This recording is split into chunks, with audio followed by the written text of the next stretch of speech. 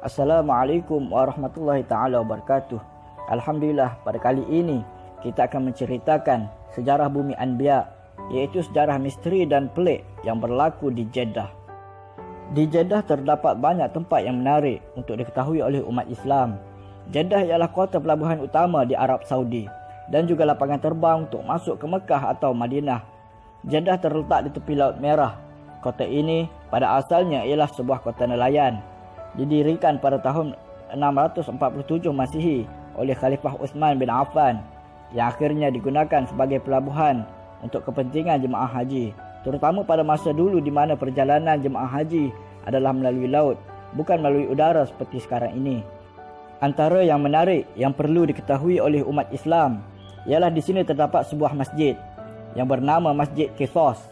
Masjid ini sama seperti masjid-masjid yang lain, iaitu sebagai tempat solat, tetapi di perkarangan masjid ini digunakan sebagai tempat memancung orang yang dikenakan hukuman hudud.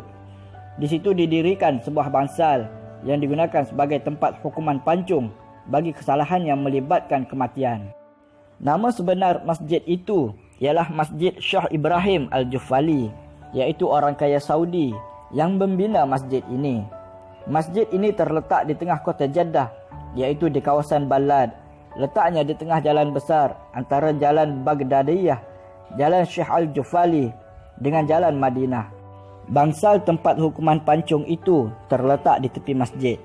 Bangsalnya kelihatan seperti bangsal biasa, hanya berupa lantai seramik yang ditinggikan sekitar setengah meter dan berukuran tidak lebih daripada 15 meter persegi. Tempat ini memang tidak nampak seperti tempat memancung orang yang menyeramkan, kerana lebih mirip sebagai tempat rehat di tempat letak kereta. Hukuman pancung dilakukan pada setiap hari Jumaat setelah selesai solat Jumaat. Hukuman ini sangat cepat dan efektif dengan disaksikan oleh orang ramai. Sebaik sahaja kepala si pesalah ditundukkan, dia terus dipenggal, kemudian lantai disiram dengan air dan dibersihkan. Dalam waktu tidak lebih daripada beberapa minit kemudian, tempat tersebut sudah kembali seperti biasa.